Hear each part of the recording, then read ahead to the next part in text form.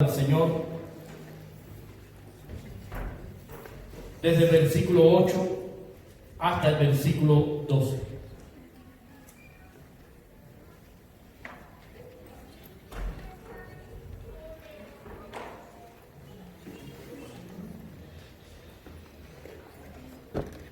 Vamos todos a leer la palabra de nuestro Dios. Segunda de Timoteo, capítulo 1, versículo del 8 al 12.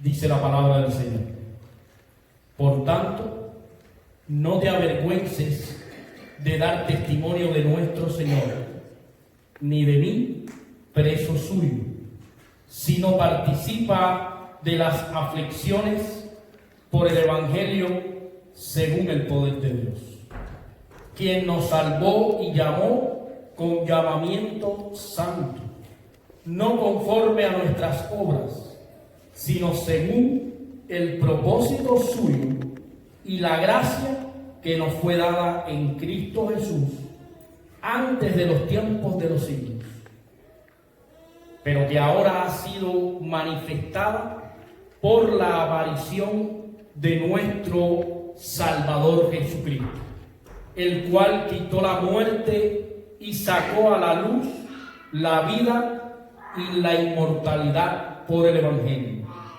del cual yo fui constituido predicador, apóstol y maestro de los gentiles, por lo cual asimismo padezco esto, pero no me avergüenzo, porque yo sé a quién he creído y estoy seguro que es poderoso para guardar mi depósito para aquel día. Oremos al Señor. Padre, gracias te damos en esta tarde porque tú eres bueno y para siempre es tu misericordia. Gracias por la lectura de tu palabra. Ayúdanos a entenderla para poder aplicarla en nuestras vidas.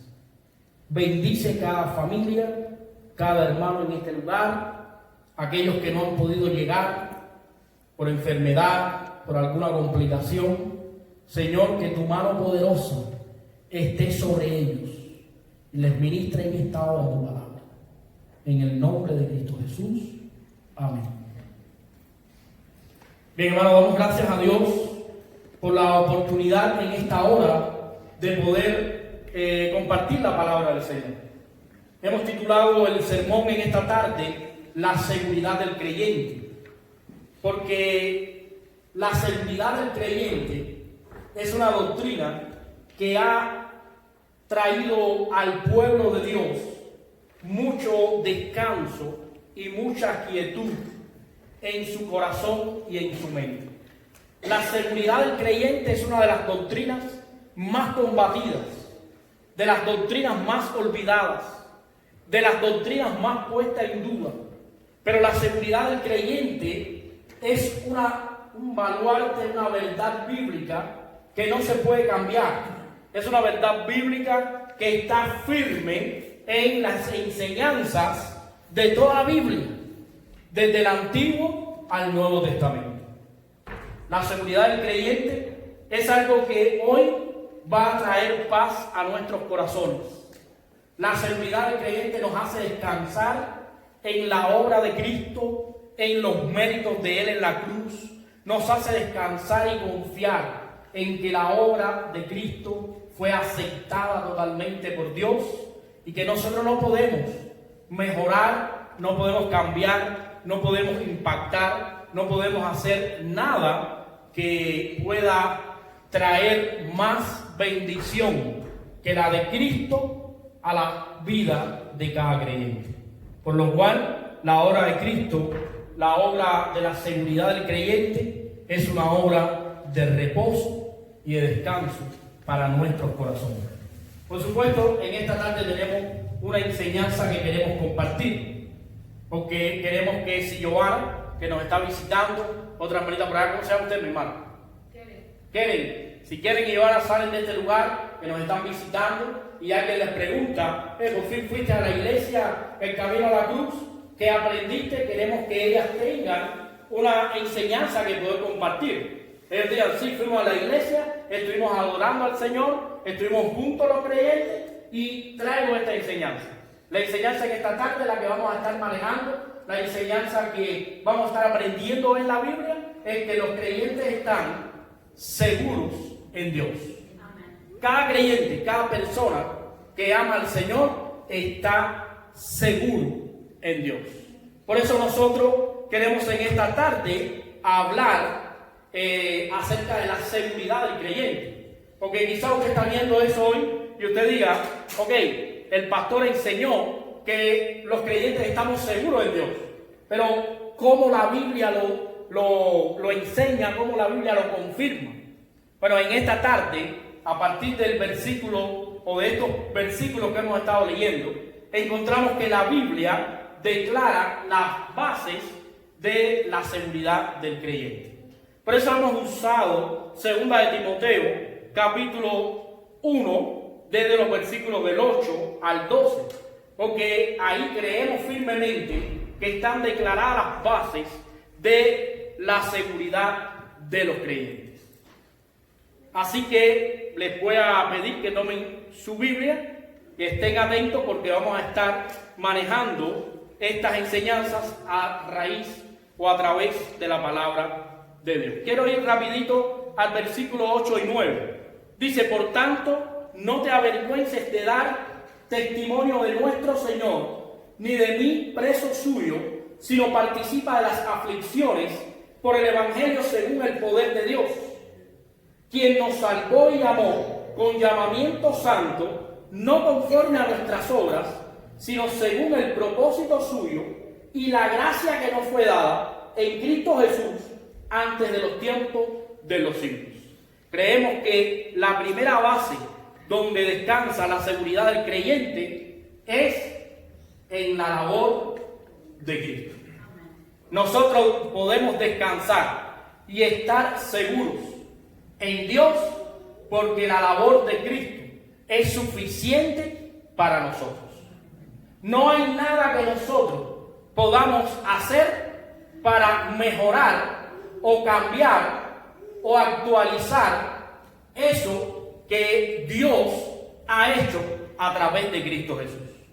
Por lo cual nosotros tenemos que ir a la Escritura y encontrar qué obró Cristo para nosotros, que nos hace a nosotros descansar como creyentes.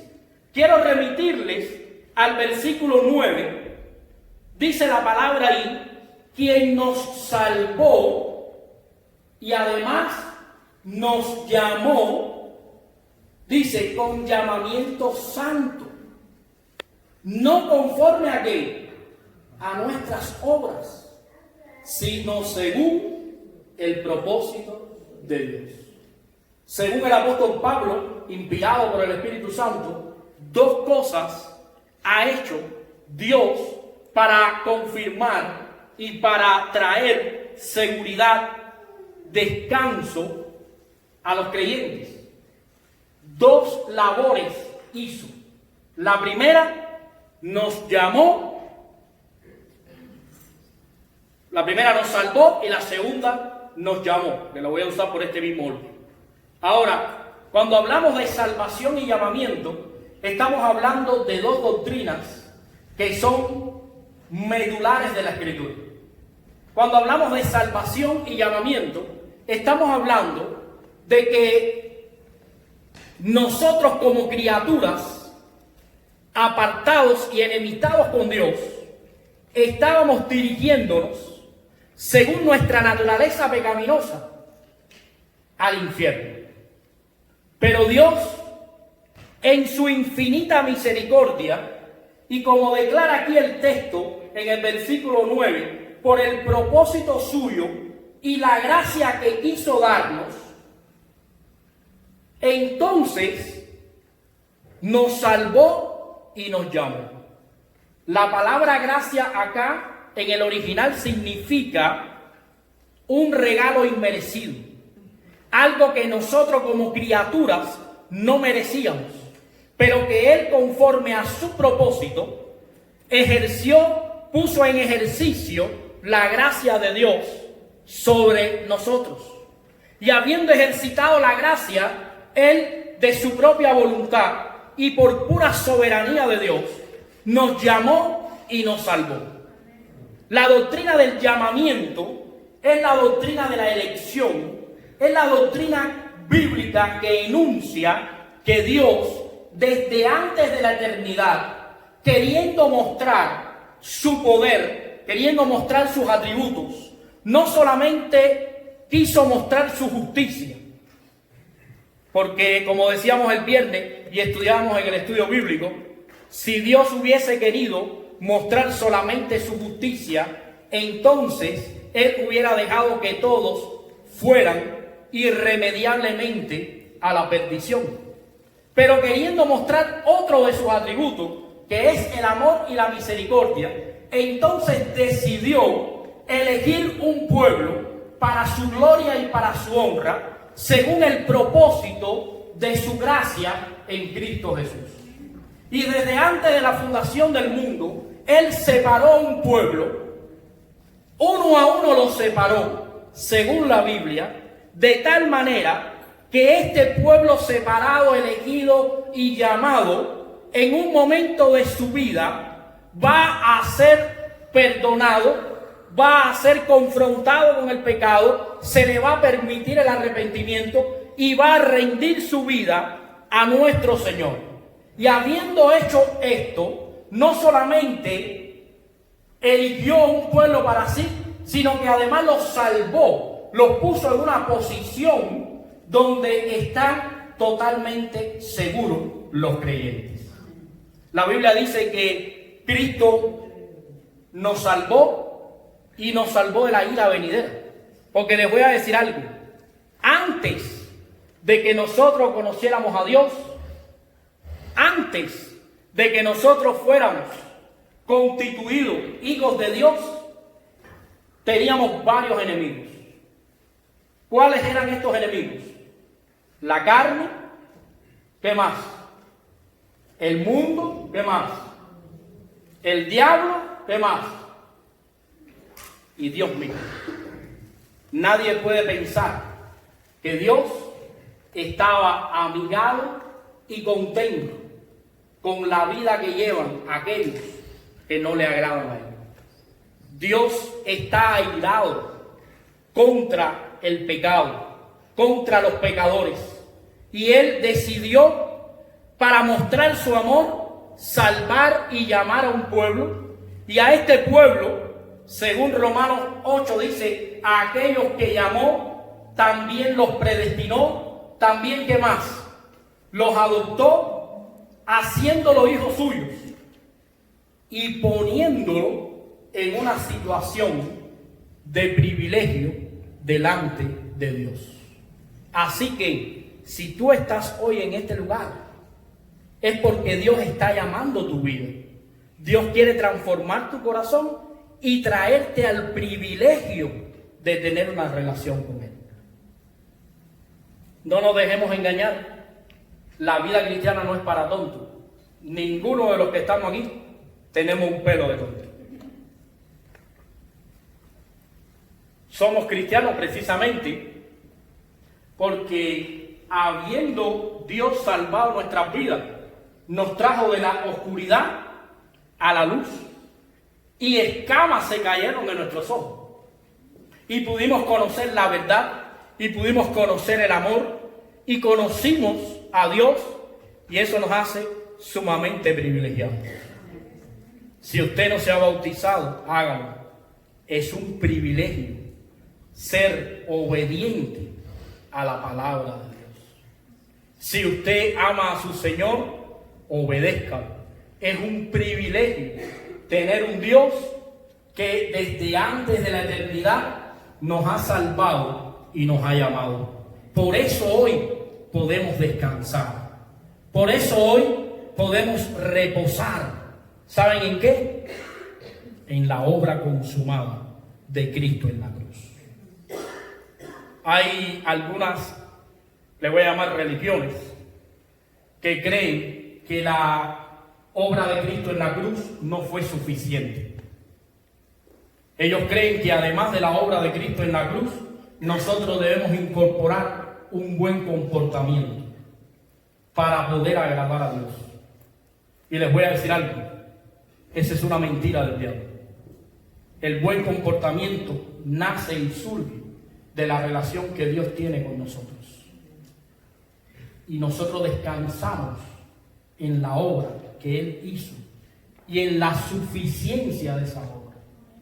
Descansamos en que cuando Cristo murió en la cruz, Dios cargó en Él el pecado de ¿quién? De la gente de no Las Vegas. De los de otra ciudad, dice la Biblia, de todos nosotros. Y habiendo cargado el pecado de todos nosotros, murió en la cruz.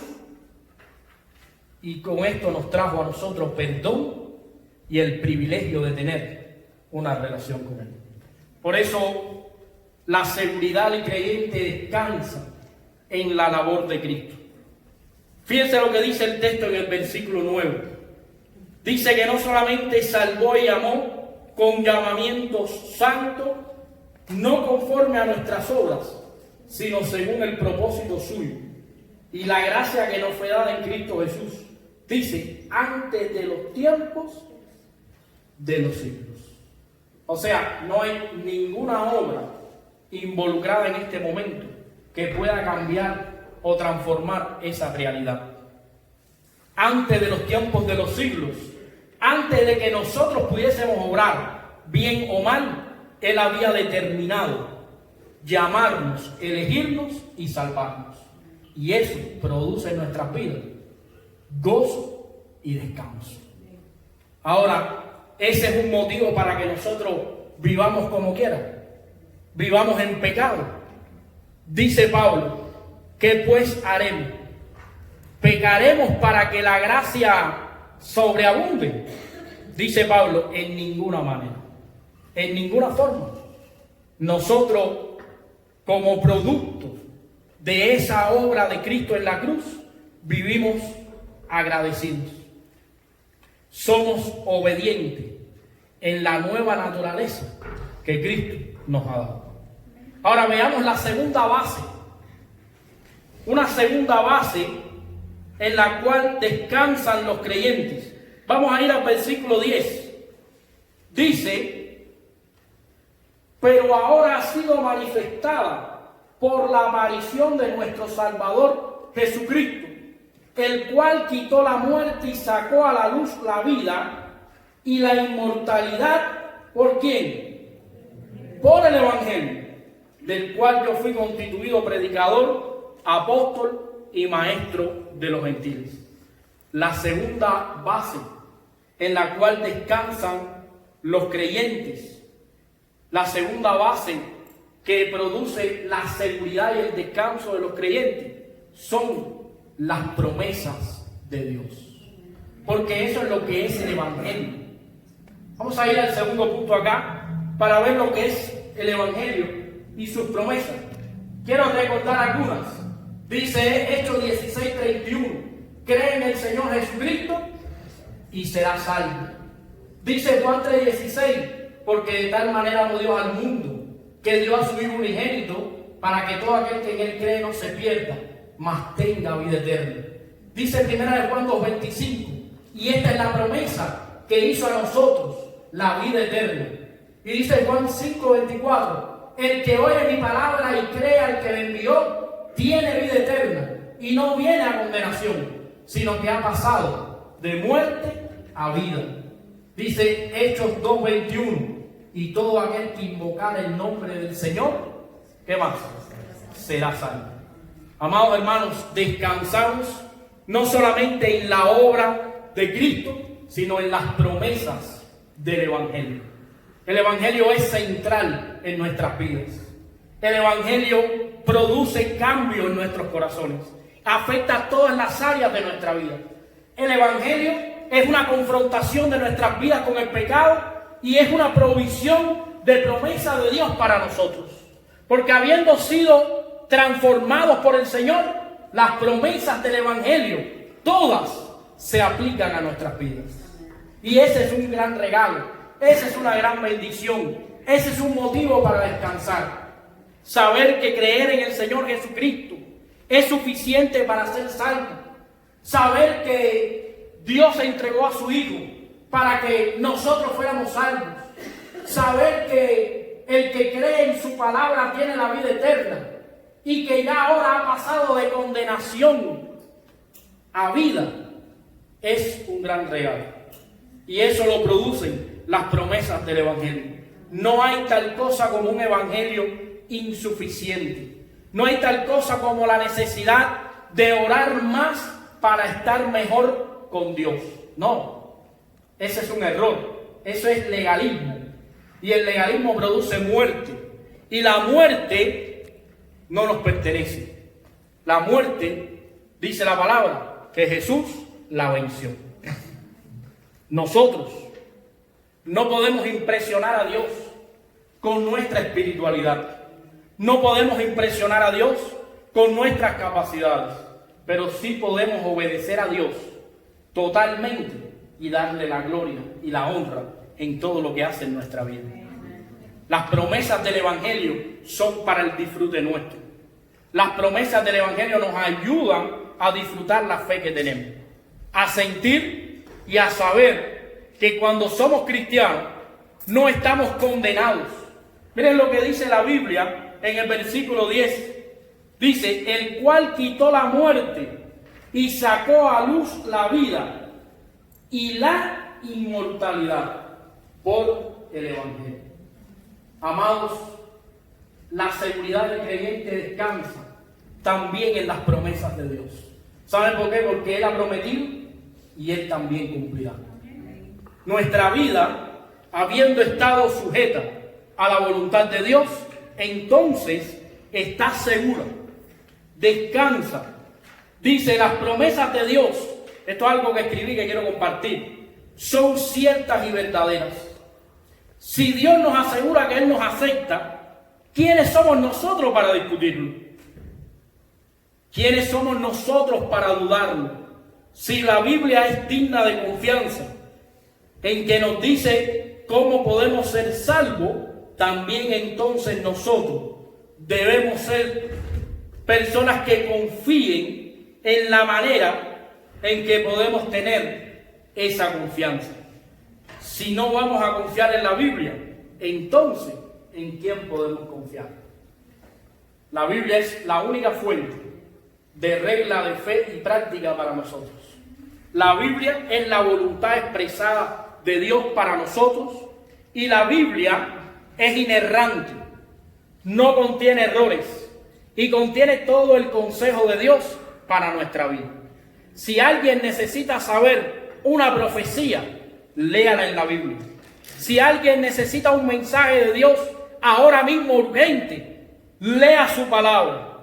No podemos nosotros pensar que la Biblia es insuficiente y que necesitamos más experiencia, más palabra, más mensaje para aquietar nuestros corazones. Nuestros corazones van a ser aquietados, nuestras vidas van a ser cambiadas, nuestras vidas van a ser transformadas y nuestras vidas van a reposar cuando la Biblia sea incorporada a nuestras vidas. Por eso, en una iglesia como la nuestra, siempre confirmamos a los creyentes en el Evangelio, porque sabemos que el Evangelio confronta y es necesario ser confrontado por Dios. Fíjense que muchas veces escuchamos por ahí, ¿a ti te predicaron el Evangelio? Sí, pero eso ya yo oí el Evangelio hace 20 años. El Evangelio es algo que nosotros tenemos que escuchar todos los días. El Evangelio es algo que tenemos que recordar todos los días, porque el Evangelio todos los días nos confronta para que nosotros caigamos arrodillados delante de Dios, para que nosotros seamos sumisos a la voluntad de Dios, para que nosotros podamos disfrutar las ganancias del Evangelio en nuestra vida. Pero también necesitamos incorporar el Evangelio y la palabra de Dios a nuestras vidas. No hay tal cosa como un cristiano sin palabra de Dios.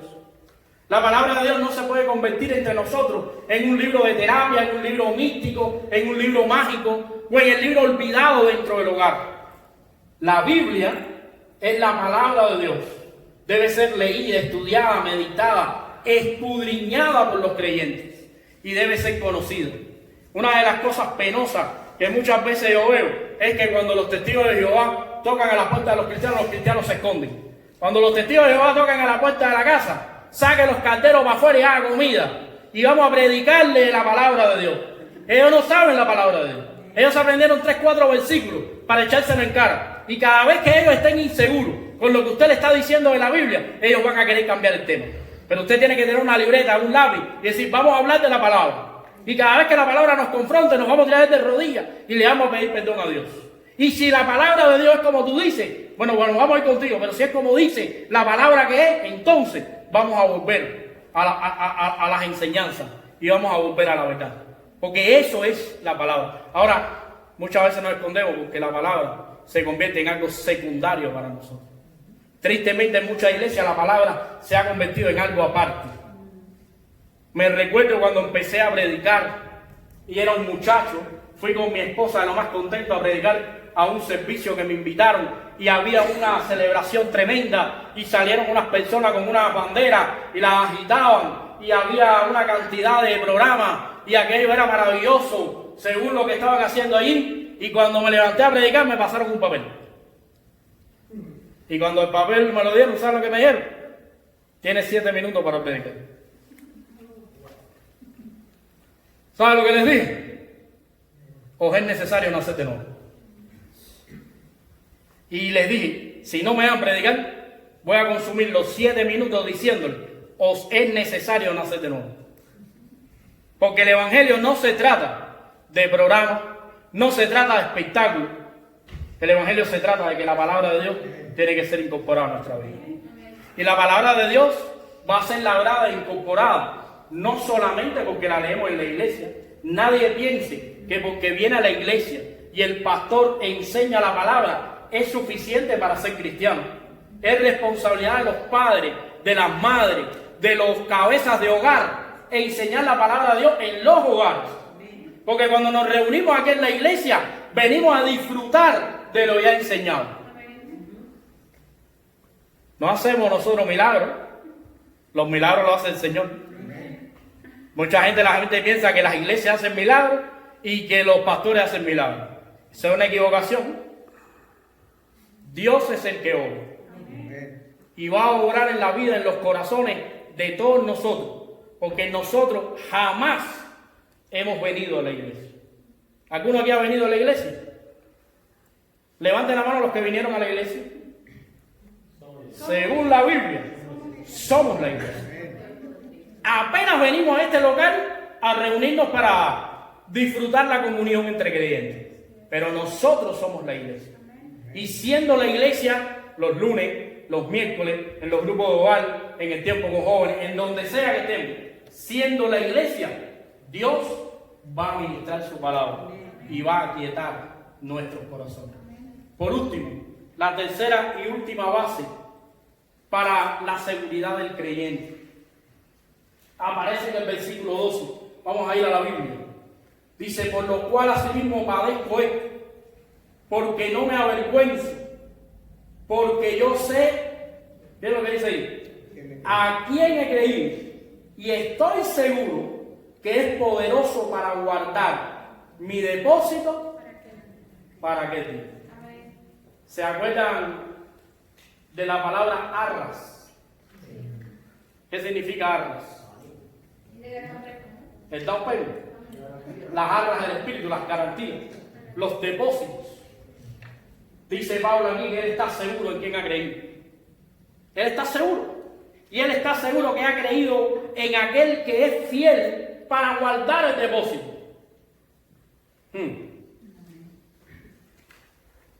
La tercera base para la seguridad del creyente descansa en el carácter de Dios. Porque ese sí es fiel. Ese sí no se equivoca. Ese sí es perfecto. Ese sí es profundo. Ese sí es inigualable. Ese sí es el pastor de los pastores. Ese sí es el verdadero líder. Ese sí es el verdadero maestro. Ese es al que adoramos. Ese es al que glorificamos. A ese rendimos la gloria. De ese esperamos lo mejor. De lo demás dudamos. ¿Por qué? Porque nuestra seguridad tiene que descansar en el carácter del Dios que adoramos. Y fíjense lo que dice. Dice, descansó en el carácter de Dios. Él sabía en quién había creído y confiaba que Dios era bueno y lo conservaría. Cuando la palabra de Dios nos habla acá en el versículo 12, por el cual asimismo padezco y no me avergüenzo, porque yo sé quién he creído y estoy seguro que es poderoso para guardar mi depósito. Está hablando de una doctrina que nosotros tenemos que conocer y tenemos que enseñar. Y es la doctrina de que Dios nos guarda. Estamos seguros en Él, en que nadie nos puede arrebatar de su mano. Jesús dijo, el que a mí viene, yo no le echo fuera. El que el Padre me envió, yo no he perdido ninguno. Nadie los puede arrebatar de mi mano. Y en esa esperanza tenemos que descansar. Tenemos que descansar, ¿saben por qué, hermanos? Porque vivimos en un mundo donde todo es temporal. Todo es temporal. Si ustedes me vieran como yo lucía a los 15 años, tenía que haber lucido bien, porque ¿cómo explican ustedes que me ayuda a ser mi esposa? A ver, ¿cómo se explica eso? Aquí uno dirá, bueno, por la labia. No, se va desgastando el cuerpo exterior. Yo me ponía una liga, me montaba en una bicicleta y decía, ¡para la playa! Tenía cuerpo de atleta, porque era atleta en ese tiempo. Pero todo ha cambiado hoy. Cada vez nos acercamos más al tiempo donde somos bebés. Se nos cae el pelo. La plancha, ustedes saben cuál es la plancha. Yo tengo dientes postizos. Se secan las planchas. Y todo se va apagando. Casi no veo.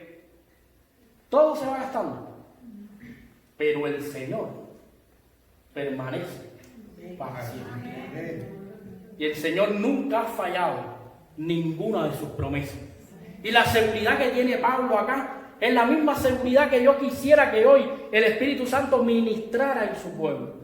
Para que cada uno de los que hoy está en este lugar se vaya creyendo y estando tranquilo de que Dios lo va a guardar, Dios lo va a proteger, Dios le va a proveer.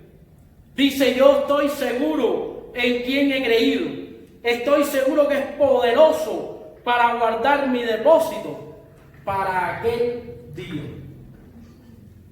Descansó en las palabras de Jesús, todo lo que el Padre me da vendrá a mí, y al que a mí viene no le echaré fuera. Sabía que Jesús nunca lo iba a rechazar. Jesús no rechaza a nadie que venga a Él, porque todos son enviados por el Padre. En Jesús descansa la salvación. Amados hermanos, Iglesia de Cristo Jesús, la seguridad del creyente es una de las doctrinas más hermosas. Es un privilegio que tenemos como cristianos. Es una bendición. La salvación no debe descansar en nuestra sinceridad o en cualquier cosa que hayamos hecho. Por el contrario, nuestra seguridad tiene que descansar enteramente en el carácter de Dios, en las promesas de Dios y en la obra terminada de Cristo. Podemos tener la seguridad y orar para que nosotros y que todo el pueblo de Dios experimentemos el beneficio de tener relación con Dios. Porque miren, hermano, ser cristiano es un privilegio. ¿Cuántos dicen amén? Vamos a orar, vamos a dar gracias al Señor y después vamos a alabar a nuestro Dios para terminar. Oremos.